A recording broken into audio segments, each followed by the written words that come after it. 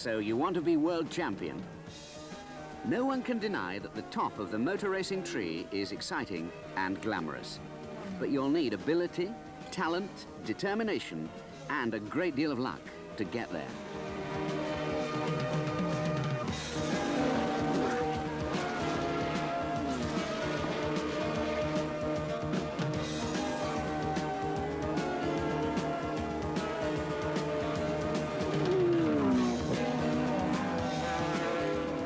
Of the thousands trying each year, very few get a chance to become world champion. But whatever your ambition, the advice is always the same.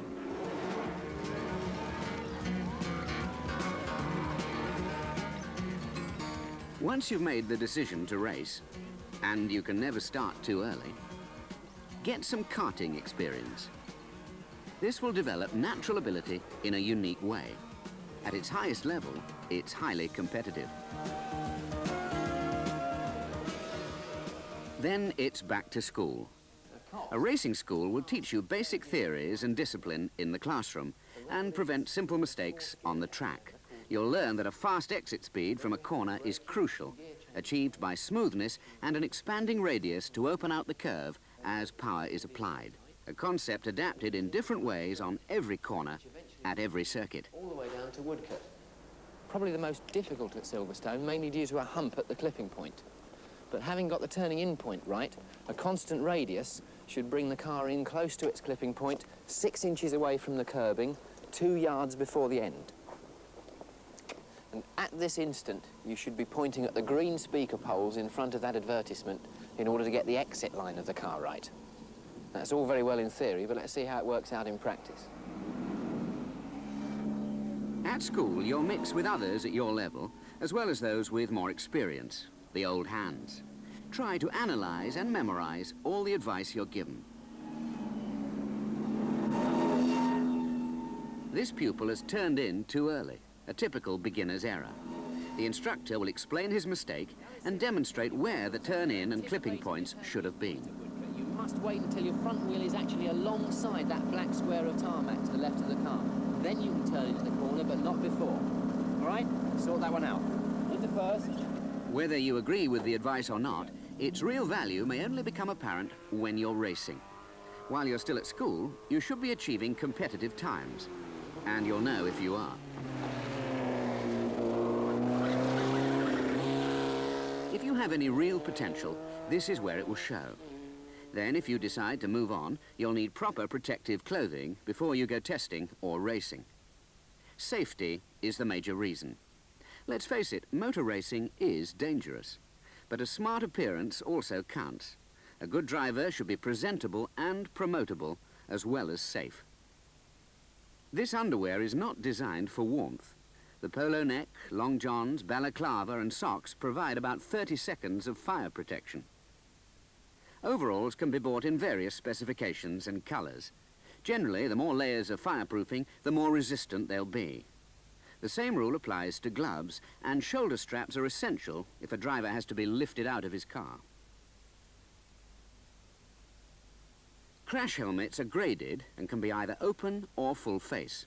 The higher the grade, the safer they are, each having an approval sticker with an expiry date. For racing, full face helmets are best.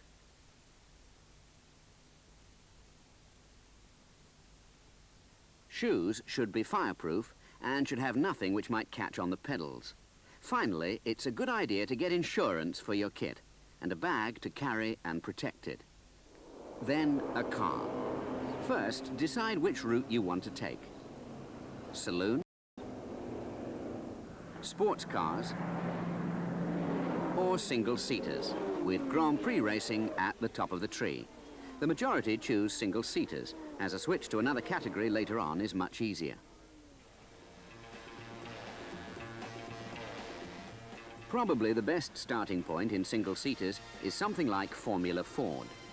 This accepted breeding ground for talent first appeared in 1967, when 1600cc Ford Cortina engines were used. It provides highly competitive single-seater racing at low cost.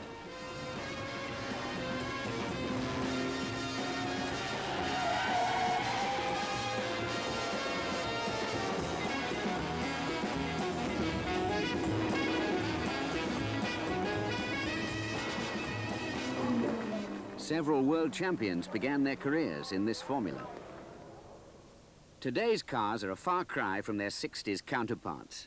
They're more advanced, but controls on tyres and engines continue to keep costs down. Contact manufacturers and look for proper backup support. Talk to the experts. Keep an eye on the race results. It's easier to choose a car when you know how it competes. It may even be possible to hire. With different engines available, it's essential to contact the builders and study their results. Motor racing costs money. You'll have to decide the best way to spend the resources you have. Read the Motorsport publications, and if you're looking for sponsors, make sure you're professional and well-informed in your approach. Don't just photocopy letters.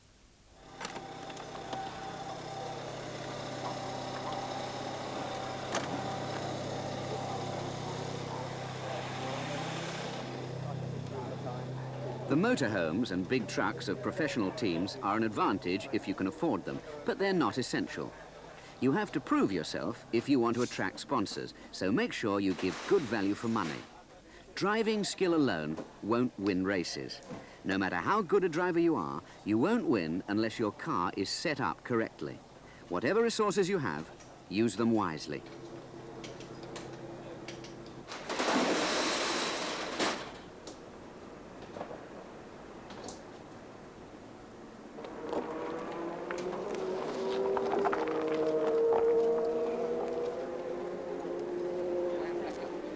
There are many crucial adjustments.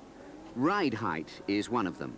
Most cars are designed for a particular ride height, and it should be observed, with the weight distributed evenly on each wheel. Changing the front and rear ride heights alters the handling characteristics. Try it in testing and see what happens, but don't wear out the bottom of the car.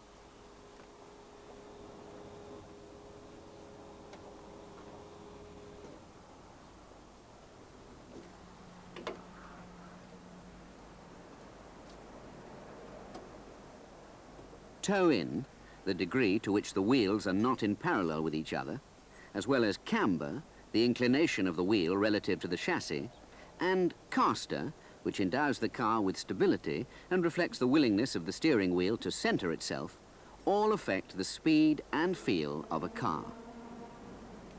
Try adjustments on test days so you can determine what effect they have on overall performance.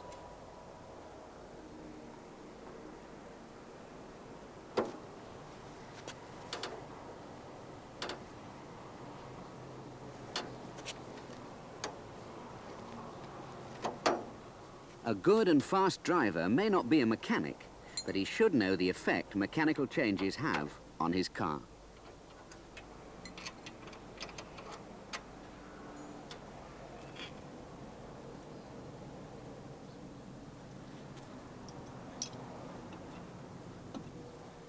You, as the driver, must be comfortable if you're to be in full control. Seat belts should be tight, but not too tight, and the seat correctly adjusted so you can reach all the pedals. Full throttle is vital if you don't want to lose speed. A footrest acts as a useful brace and stops you riding the clutch. The gear lever should be within easy reach and all the gauges clearly visible on the circuit. When you're strapped in, all switches and the fire extinguisher must be accessible.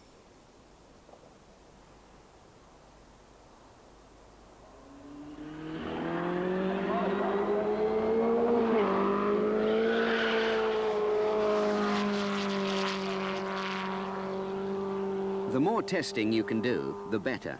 Only don't wear out the equipment. Analyze your own and car's performance after each session. Keep records of all practices and races, as well as the settings, speeds, times, and so on for each circuit.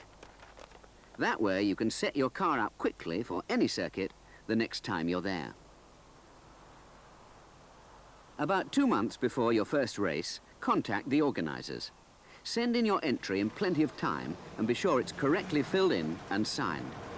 Check the regulations and any special requirements for the meeting and make certain you have the correct passes and in the right quantity. Arrive at the circuit after a good night's rest in plenty of time for signing on. Do this first, but make certain you have a valid medical certificate, club membership and license, which is obtained from the RAC Motorsports Association, the national governing body. You'll be fined or barred from the race if they're out of date or have been forgotten. Where do we go? Underneath, I think. Number 24. There you go. That's a new one. Entrance sign on again. Entrance sign on each day. Yeah. I'll sign on it. Really? Yes. Good man. Cheers. Don't forget your license. After signing on, be early at scrutineering. This is a basic safety check. Your team should have already checked everything beforehand. When your turn comes, have the tools to remove the bodywork to allow the scrutineer to carry out his checks.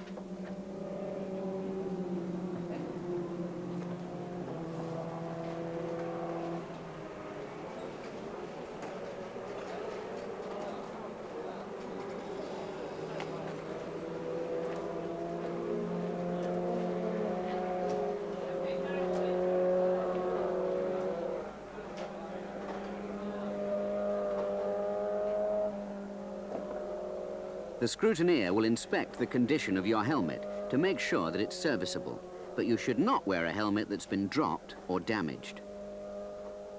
A clean, tidy, properly prepared car will be passed fit, and you'll receive the ticket which allows you to practice. Fix this to the car where it can be seen and checked.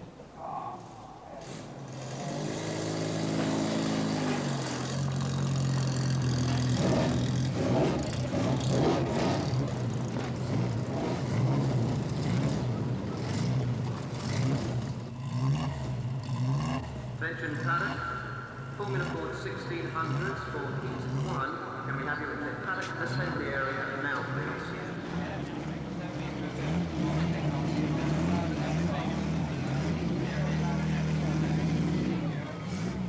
Warm your engine up gradually to its working temperature in good time for practice. And be in the assembly area early, strapped in and helmeted. Often it's first in and first out, and a clear track gives a definite advantage. Start concentrating on the job in hand. Technique, lines, car settings and so on should by now be familiar. Add the will to win.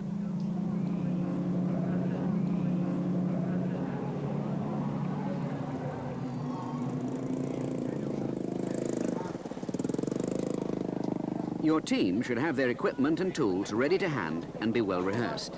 This is where the preparation will pay off. In practice, don't take unnecessary risks. Only when your experience grows should you try to gauge your opponents and look for passing places.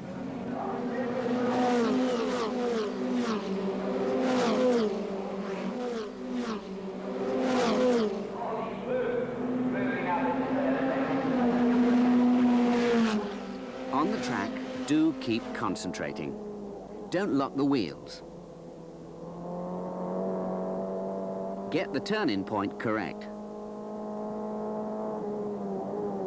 Look for braking points. Go easy on the brakes. Change gear smoothly and at the right time. Keep the power on. Watch out for bumps. And don't turn too wide.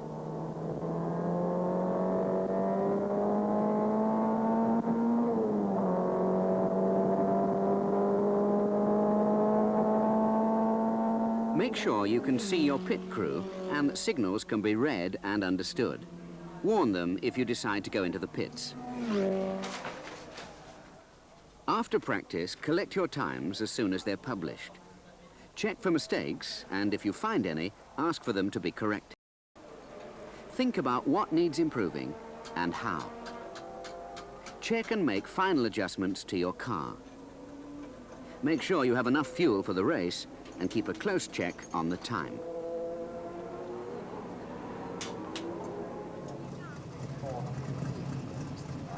Compose yourself and warm the car up gradually when you get to the collecting area.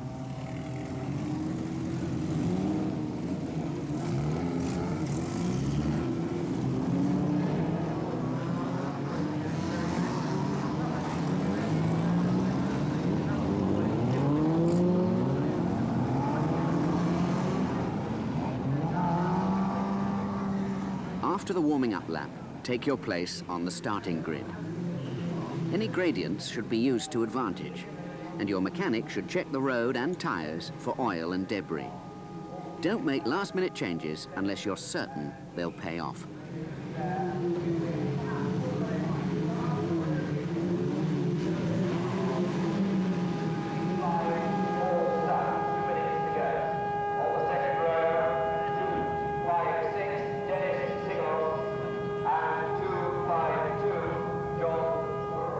The 3, 2, and 1 minute boards will be shown, and you should be mentally counting with them.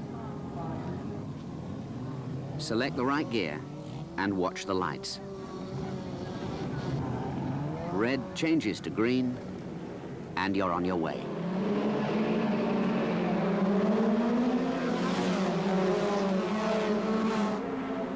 So you're in your first race, but what have you got to remember?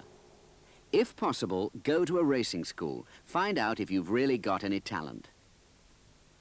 Don't cut corners on safety. Get the best equipment you can afford. Motor racing is dangerous. Plan your racing career with care. Decide which class of racing you're aiming for. Saloons, sports cars, or single-seaters. If you want to be world champion, start with single-seaters, like Formula Ford 1600. Be professional when looking for sponsors and give them value for money. Don't rush into buying a car. Consult the experts and talk to the manufacturers. Check which makes are winning. Set up your car correctly. Understand the effect mechanical changes can have on your performance. Keep proper records. Part of being properly organized is knowing how your car performs at each circuit. Finally, when you're on the track, concentrate. It's vital if you want to win.